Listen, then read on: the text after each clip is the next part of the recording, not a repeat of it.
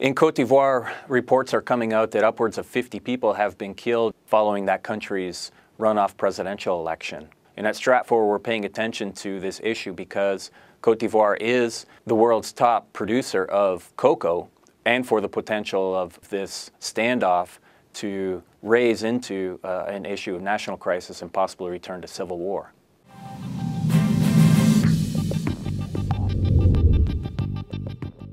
Now, these two factions in Cote d'Ivoire, on the one hand, there is the incumbent, President Laurent Gbagbo, who is a Southerner, a Christian, who claims as his base of power Abidjan, that commercial hub on the coast. Now, the other faction that is claiming power is led by Alassane Ouattara. Ouattara is a former prime minister of Cote d'Ivoire. He served under the government of Houphouët-Boigny, who led Ivory Coast from 1960 until his death in 1993. In the first round of this presidential vote, President Gbagbo won, but did not win an outright majority, which led to a second round being necessary. In the second round, Alassane Ouattara, in a preliminary vote count, won 54% of that vote. Gbagbo won 46%.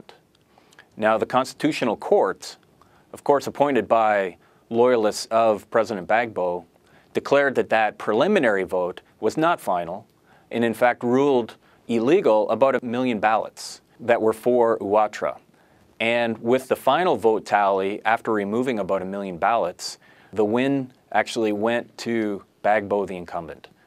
Why this situation in Cote d'Ivoire is a standoff is because Ouattara controls very little of effective power in Cote d'Ivoire to physically change the situation. Gbagbo controls the army.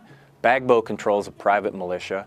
Gbagbo controls the southern half of that country's geography, which is the only economically rich part of the country. Now, this is becoming a very interesting test case of how Western countries and Western pressure could bring about a political change in a country. Now, President Gbagbo over the weekend and his government have said the UN and other peacekeepers, notably the French, are no longer welcome in that country. And they're beginning to take steps to order the UN and its peacekeepers out of Cote d'Ivoire.